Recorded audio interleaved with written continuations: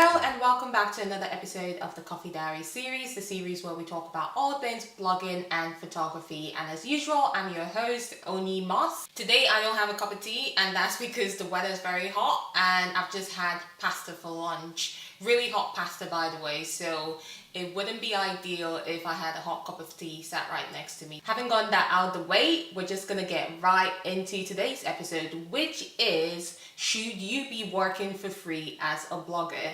I feel like there's no straight yes or no answer to this question. With regards to working for free, I would say in some situations you can work for free and in others maybe not so much. But I'll share my experience with working for free with brands, and maybe that might help you decide whether or not to work for free. So when I first started blogging and photography earlier on, because I didn't have a body of work to show for myself, but not only that, I did not have the numbers in terms of following, and the quality of my content wasn't that great, to be honest with you. As with anyone who's starting out with anything new, I would say it's probably the same. What did I do? Initially, when I started out with blogging and photography, and for those of you who've been following my channel for a while, you know that I did put out a request saying, if you are a blogger and you are looking for a photographer to shoot you, please hit me up. And I was willing to work with other bloggers for free without charging money, because I was looking to build my portfolio for myself. Now, with regards to working with brands, being a fashion and lifestyle blogger, if you're not careful, can be a very expensive profession. Now, as someone who doesn't go out and usually splurge out on items, I found that working with brands for free was helping me build my portfolio.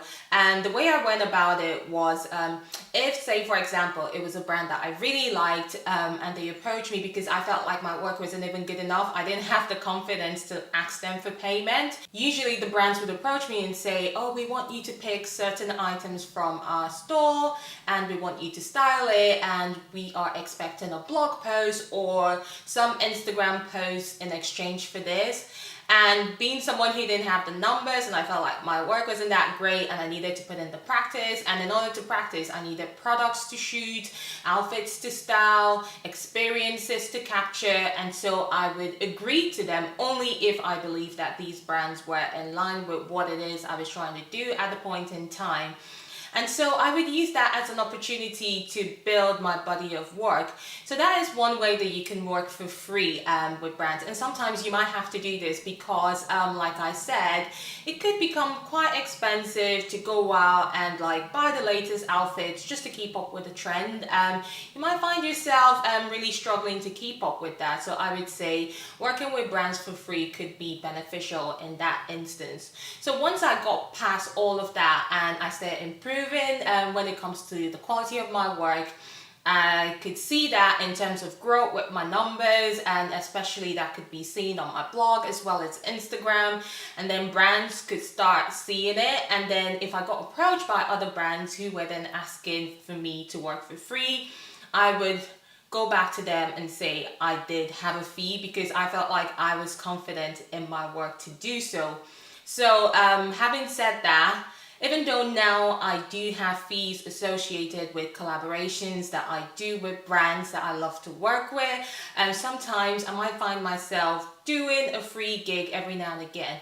But it is not completely free because I do get an experience out of it. So say for example, I wouldn't just agree to do something for completely free per se. So the brand might compensate you with, say for example, an experience. I've been able to travel for pretty much little or nothing and stay in expensive hotels, and the hotels are offering me to stay for free in exchange for me for free, in exchange for me to post on my social media platform. Now, something like that, I feel like the arrangement is mutually beneficial, and I would still agree to something like that now. So yes, I do still work for free per se, but it's not completely free because I will take on campaigns that are mutually beneficial to me and the brand. Also, I feel like in this time where almost everyone you meet is a blogger, brands tend to have an option to go with people who do not charge, and they are much more likely to go with people who do not charge versus a blogger who charges, because at the end of the day you are saving them money. So I mean, what brand would not want to save money? So